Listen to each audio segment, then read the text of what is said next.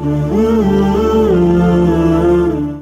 نبی کریم صلی اللہ علیہ وسلم کسی جنازے میں تھے اور قبر کی تیاری میں بھی دیر تھی، تو جیسے سب انتظار میں بیٹھ جاتے ہیں تو نبی پاک صلی اللہ علیہ وسلم نیچے بیٹھ گئے.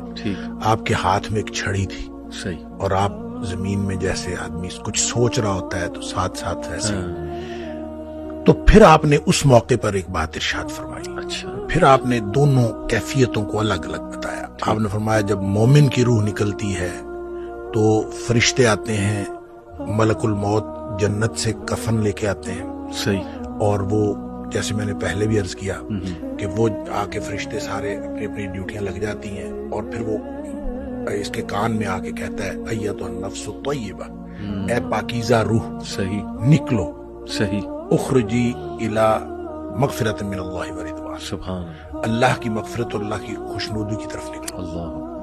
تو پھر وہ تو فوراً نکلتی ہے نا، مطلب اس کا مطلب وہ تو خوش ہوتی ہے، وہ تو نکلنے کے لیے پھر دیر ہی نہیں لگتی. اور وہ جیسے پانی کی مشک بھری ہوئی ہے تو بند کھول دیا جائے، تخرج تسیل کما تخرج القطرۃ من فی السقا، وہ نکل جاتی.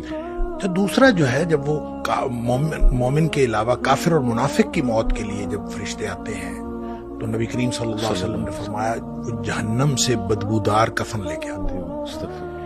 اب اس طرح ڈیوٹیاں لگ جاتی ہیں، سب بیٹھ جاتے ہیں، تو وہ جو ملک الموت ہے وہ اس کے کان میں آ کے کہتا ہے ایتھا النفس الخبیثہ، اے ناپاک روح نکلو، اخرجی باہر نکلو، الی سخط من اللہ وغضب، اللہ کی ناراضگی اور اللہ کے غضب کی طرف نکلو.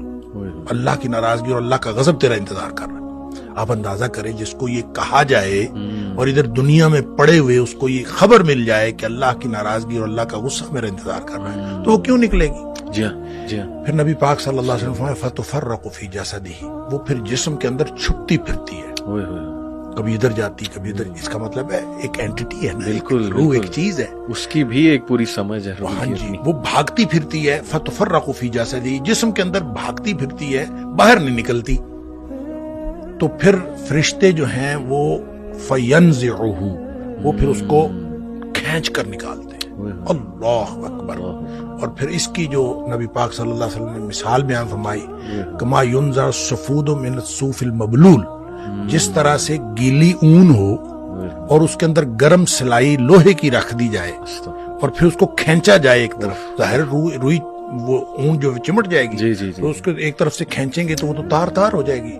فرمایا اس طرح فرشتے جو ہے اس کی جان نکالتے ہیں. قرآن کہتا ہے وَالنَّازِعَاتِ غَرْقًا، ڈوب کر کھینچ لینے والے فرشتوں کی قسم، سبحان اللہ. وَالنَّاشِطَاتِ نَشْطًا، اور بند کھول دینے والے فرشتوں کی قسم. یعنی بالکل ایسے جیسے بند کھل جاتا ہے، یہ مومن کی موت ہے، اور پھر اس کو اندر سے کھینچ کر نکالتے ہیں، یہ کافر اور منافق کی موت ہے. پھر آگے بھی تفصیل نبی کریم صلی اللہ علیہ وسلم بھائی وہ جو آپ بتا رہے تھے 7ویں آسمان تک جاتی ہے، تو یہ 7ویں آسمان تک جاتی ہے، وہ تو جو علیین میں جا کے اللہ تعالیٰ کی طرف سے ہو کے اور پھر اس کو علیین میں مقام مل جاتا ہے، اور اس کو لکھ دیا جاتا ہے علیین یا مقام ہے یا رجسٹر ہے، اس کے اندر وہ شامل ہو جاتی ہے، پھر وہ واپس آتی ہے. اسی طرح جب منافق کی اور کافر کی روح جاتی ہے تو اس کو بھی فرشتے پکڑ کے لے جاتے آسمان کی طرف ہی ہیں، لیکن آسمان کے دروازے ہی نہیں کھولے جاتے. اچھا، اس حدیث میں یہ بھی تفصیل ہے کہ ظاہر ہے جب مومن کی موت جنت کے خوشبودار کفن میں ڈالی جاتی ہے تو ہر طرف خوشبو پھیل جاتی ہے. صحیح. اور وہ فرشتہ جب لے کے جا رہا ہوتا ہے اس کی روح کو، سب پوچھتے ہیں کس کی روح ہے، کیونکہ خوشبو پھیلی ہوئی ہوتی ہے، اور ہر شخص اس کے لیے جو ہے نا وہ دعائیں کر رہا ہوتا ہے، اور ہر شخص خوشی اور مبارکباد کی صدائیں آ رہی ہوتی ہیں. دوسری طرف جب وہ کافر کی منافق کی موت وہ جب آتی ہے تو اس کی بدبودار کفن ہوتا ہے اور بدبو پھیل جاتی ہے سارے چار چفیرے ہر عالم.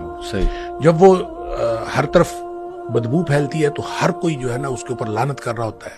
پھر وہ لے کے آسمانوں کو چڑھتے ہیں، آسمان کے دروازے ہی نہیں کھولے جاتے. قرآن میں بھی آتا ہے کہ اس کے لیے آسمان کے دروازے نہیں کھولے جاتے.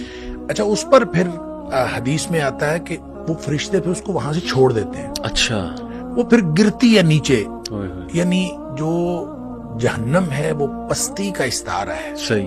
اور جنت جو ہے وہ اونچائی کا اور بلندی کا.